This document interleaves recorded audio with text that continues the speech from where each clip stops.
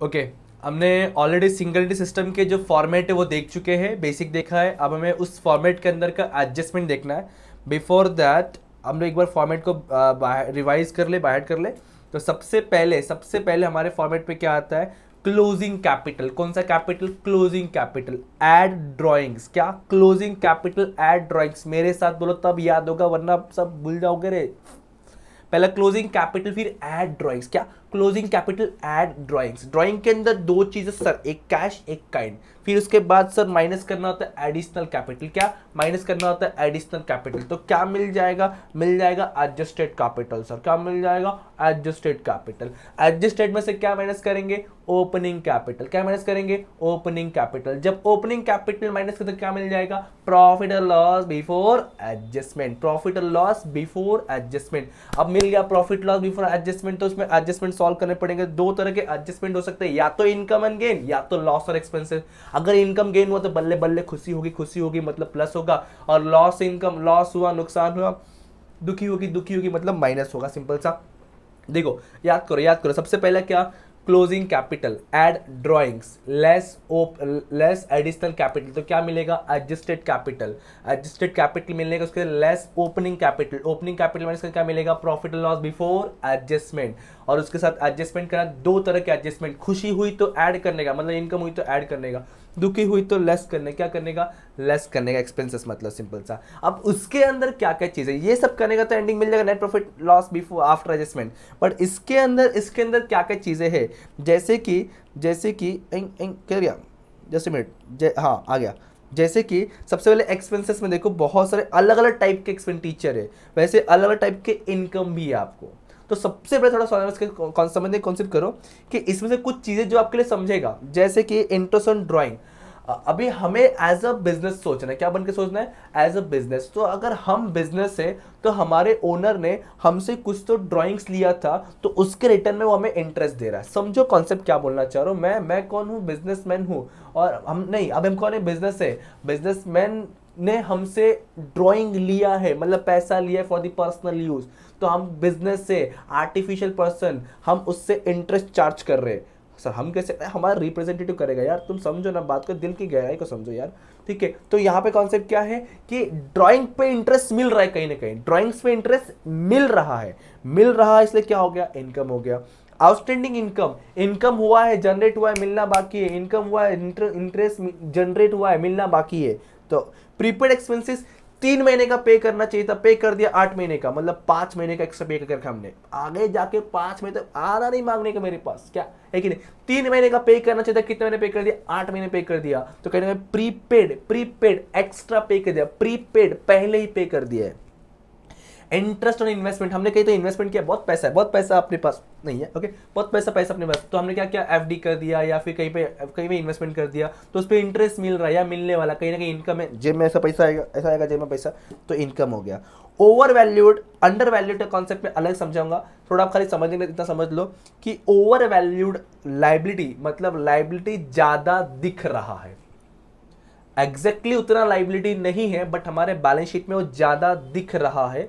उसको proper equal करने के लिए लाइबिलिटी को कम करूंगा मैं। लाइबिलिटी मतलब कर्जा जो दिख रहा है ज्यादा, इक्वल बराबर करने के लिए उसको करूंगा कम।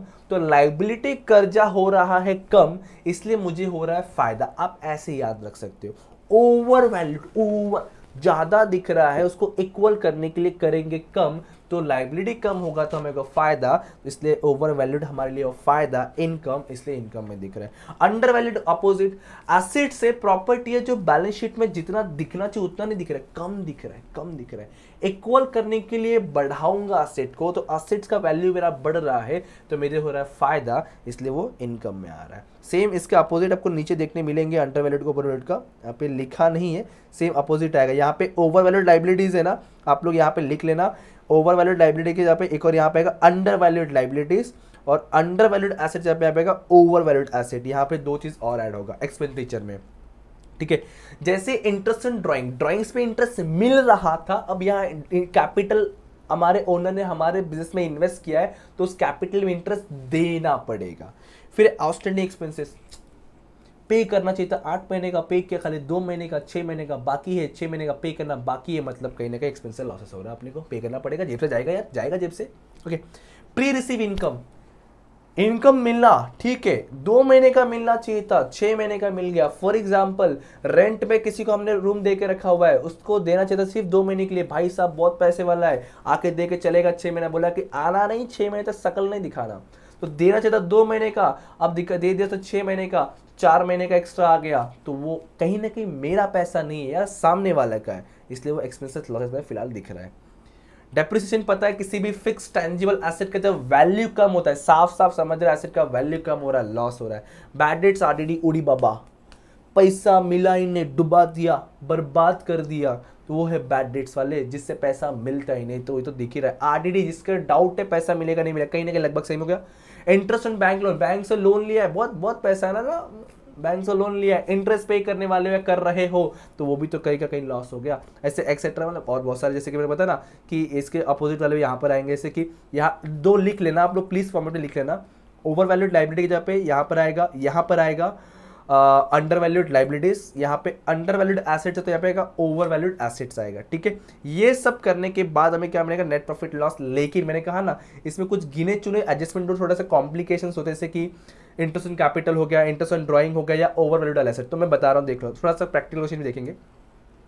सबसे पहले इंटरेस्ट ऑन ड्राइंग, देखो ड्राइंग्स कैसा होता है कि पार्टनर या ओनर अपने बिजनेस से लेके जाते हैं फॉर दी पर्सनल यूज, ये हमने डेफिनेशन पढ़ा हुआ है बेसिक लेक्चर्स में। तो अब ये जरूरी नहीं कि एक डेट फिक्स होगा, या ये जरूरी भी नहीं कि कभी भी निकाल सकता है, तो इसमें इन लोगों ने 3 पार्ट में डिवाइड कर दिया है। फर्स्ट आता है आपका कि ड्राइंग्स जो हो रहा है first day of every month, first day या हर महीने के शुरुआती के पहले दिन वो निकालते लेके जा रहा है पैसा। सेकेंड कॉन्सेप्ट है ड्यूरिंग द ईयर, साल के बीच में कभी भी वो पैसा निकाल रहा है। और एक आएगा last day of the every month, हर महीने के शुरुआत में, हर महीने के एंडिंग में, और बीच में कभी लेके जा रहा है। तो हमें इनका जो है ना एवरेज लेना होता है, एवरेज। देखो first day of every month, हर महीने के स्टार्टिंग में ले रहा है, तो कहीं ना कहीं ये इंक्रीज हो रहा है मंथ, तो इसलिए इसको हम क्या लेंगे 6.5, मतलब कैसा होता है ये 12 + 1/2 होता है ये समथिंग, तो मैं इसका एवरेज ले रहा था, तो 12 + 1 = 13 हुआ, 13 का हाफ एवरेज निकालना होता है हमें। अगर बोला है क्वेश्चन में तो सर करना क्या, देखो अगर क्वेश्चन में दिया है first day of every month कर रहा है विथड्रॉन, तो जब मंथ होगा ना मंथ, आपको 6.5 कैलकुलेशन जब करेंगे तो मैं बताऊंगा, खाली दिमाग में बिठा कर लिख के रखो। इतना डीपली 11th में पूछते हैं, मेरे को पता होना चाहिए, अगर आप सीए फाउंडेशन कर रहे हो या करने वाले हो तो उसके लिए पता होना चाहिए आपको। ओके, तो first day of every month था तो 6.5, ड्यूरिंग द ईयर, पूरे ड्यूरिंग द ईयर है तो 6/12 मतलब 6 मंथ लेना होता है। और लास्ट डे सोचो ना, फर्स्ट तो 6.5, लास्ट डे का तो क्या हो जाएगा आपका, इधर 5.5 आएगा, क्या आएगा 5.5 आएगा, यहाँ पे क्या हो जाएगा 5.5 हो जाएगा आपका, ठीक है। समझे क्या बोलना चाह रहा हूं मैं, अगर फर्स्ट डे है तो 6.5, लास्ट डे है तो 5.5, ओके 6.5 फर्स्ट डे तो 6.5, लास्ट डे तो 5.5, ड्यूरिंग है तो 6 मंथ, ये होगा इंटरेस्ट ऑन ड्राइंग, कौन से मंथ देखना है, ठीक है, इंटरेस्ट जितना दिया रहेगा वो देना होगा अपने को। ओके, देन है इंटरेस्ट ऑन कैपिटल, आपका interest on capital. Interest on capital जो है ना, ध्यान रखना, मैंने कहा था कि सारे एडजस्टमेंट जो है क्लोजिंग पे चार्ज होता है, किस पे, क्लोजिंग वैल्यू पे, क्यों, क्योंकि क्लोजिंग एडजस्टमेंट कर रहे होते हैं, क्लोजिंग बैलेंस शीट बना रहे होते हैं। लेकिन जो इंटरेस्ट ऑन कैपिटल है ये ओपनिंग और एडिशन पे चार्ज होगा, क्यों, क्योंकि कैपिटल अमाउंट हम ओपनिंग से यूज करते आ रहे हैं, या एडिशन में जितना इंट्रोड्यूस हुआ रहेगा उतना। तो ध्यान रखना इंटरेस्ट ऑन कैपिटल आपका 2 चीज पे चार्ज होगा, एक होगा ओपनिंग, एक होगा एडिशनल पे। जो ओपनिंग है हमने स्टार्टिंग से, शुरुआती से उसको अपने पास रखा हुआ है, एज अ बिजनेस सोचना है, तो हमने कहीं ना कहीं 12 महीने आपने उसको यूज किया है, तो उसके बाद 12 मंथ का ही चार्ज होगा। लेकिन एडिशनल डिपेंड ऑन द सम होगा, अगर उसने बोला है 1 जुलाई, 1 अक्टूबर, 1 जनवरी, तो आपका अकाउंटिंग ईयर खत्म देख करके वैसे जितने मंथ का आपके पास वो कैपिटल पड़ा है एडिशनल, उतने मंथ का आप चार्ज करोगे इंटरेस्ट, ठीक है। तो चीज ध्यान रखना। अच्छा, इंपॉर्टेंट जो बता रहा था ओवर वैल्यूड वाला, ध्यान देना थोड़ा सा इंपॉर्टेंट है, कैलकुलेशंस कंफ्यूजन हो सकता है। 20% दिखते हम लोग क्या करते हैं, सीधे इसके ऊपर 20% निकाल देते हैं, कुछ ऐसा, तो आंसर हो जाएगा wrong. Over valued under valued concept में आपको डायरेक्ट 20% नहीं निकालना, समटाइम हो सकता है कि बाय लक आपका राइट हो जाए, बट आपको डायरेक्ट परसेंटेज नहीं निकालना। इसका कॉन्सेप्ट थोड़ा अलग है, ध्यान से सुनो समझो, बता रहा हूं मैं। देखो इसका मीनिंग पहले समझो, हमें एसेट्स में दिख रहा है 1,20,000, कोई भी एसेट, प्लांट मशीनरी, फर्नीचर, मान लो कोई भी एसेट दिख रहा है, एसेट जो दिख रहा है 1,20,000, जो एक्चुअली ओवर वैल्यूड है बाय 20%। कितने परसेंट से? 20% से। इसका मतलब क्या है, ये जो चीज है इसके अंदर 20% ज्यादा शो कर रहा है, इसलिए 20% से ज्यादा दिख रहा है।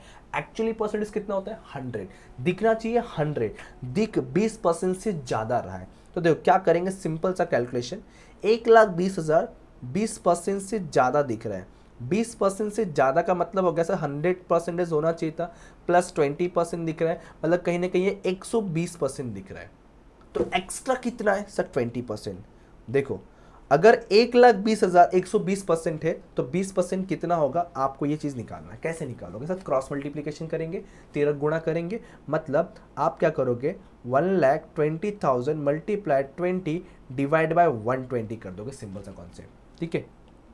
ये कट तो को बचा क्या फिर, 20 इधर बच गया एंड 3 टाइम्स जीरोस बच गया, मतलब 20,000 आपका अमाउंट आ जाएगा। किसका? Over valued. मतलब ये 20,000 से ज्यादा दिख रहा था, इक्वल करने के लिए मुझे 20,000 माइनस करना पड़ता है, 20,000 ना लॉस में जाएगा, लॉस में। क्यों? देखो ना, पहले 1,20,000 था, अब मैं 20 कम करूंगा तो मेरा एक्चुअल एसेट कितना दिखेगा? 1,00,000 दिखेगा। तो कहीं ना कहीं मेरे एसेट्स का वैल्यू कम हो गया, तो ओवर वैल्यूड बाय एसेट तो कुछ रहेगा, ओवर वैल्यूड तो ऐसे निकालना है। ओवर ज्यादा दिख रहा है तो प्लस, चाहे वो एसेट्स के साथ हो कि लायबिलिटी के साथ हो, कैलकुलेशन ऐसे ही होगा, पोस्टिंग थोड़ा अलग होता है खाली, ठीक है। ध्यान रखना है कैलकुलेशन क्या क्या, मैंने डायरेक्ट 20% नहीं निकाला है, आपको क्रॉस मल्टीप्लीकेशन करना है अगर ओवर वैल्यूड अंडर वैल्यूड का कॉन्सेप्ट है तो। अच्छा, वैसे अंडर वैल्यूड अगर रहा सेम चीज है, मान लो तो 80,000 अंडर वैल्यूड है, कम दिख रहा है, कम दिख रहा है मतलब नॉर्मल परसेंट 100 होता है, कम दिख रहा है 20%, मतलब ये 80% है, तो 20% कितना? अगर 80,000 80% है तो 20% कितना? ये इजीली निकल जाना, बट देखो कैसे करना आपको, 80,000 फिर मल्टीप्लाइड 20 डिवाइड बाई 80, ये 80 कट, ठीक है। बचा क्या फिर आपका? सिंपल सा 2,000 इसका आंसर आएगा। सॉरी 0, ठीक है। 20,000 इसका क्या आएगा? आपको आंसर आ जाएगा 20,000। तो इस तरह से आपको इसके अंडर वैल्यूड और ओवर वैल्यूड कॉन्सेप्ट सॉल्व करना। ध्यान रखना डायरेक्ट 20% मत निकालना, आंसर रॉन्ग हो जाएगा। इसके बाद हम प्रैक्टिकल सम्स भी करने वाले हैं, सो उससे पहले आप लोग ये सारी चीज़ों को लिखना। यहाँ तक फॉर्मेट लिखा रहेगा आप लोगों ने, यहाँ पे 2 चीज़ मैंने ऐड करने कहा आपको, तो वो ऐड कर देना, ठीक है। एंड ये इंटरेस्ट ऑन ड्राइंग वाला कॉन्सेप्ट भी लिख के रखो, आपके लिए बहुत हेल्पफुल रहेगा आगे भी, इन फ्यूचर भी। ये क्या होगा? 5.5, ये आपका 5.5 आएगा। एंड ये इंटरेस्ट इन कैपिटल वाला भी, देन आपका ये अंडर वैल्यूड ओवर वैल्यूड के एग्जांपल्स भी आप लिख के रखो, आपके लिए काफ़ी ज़्यादा हेल्पफुल है जब प्रैक्टिकल सेशंस क्वेश्चंस करेंगे। ओके, अब मिलेंगे नेक्स्ट वीडियो नेक्स्ट, तब तक करते रहो, पढ़ते रहो। Thank you so much, bye bye, जय हिंद दोस्तों।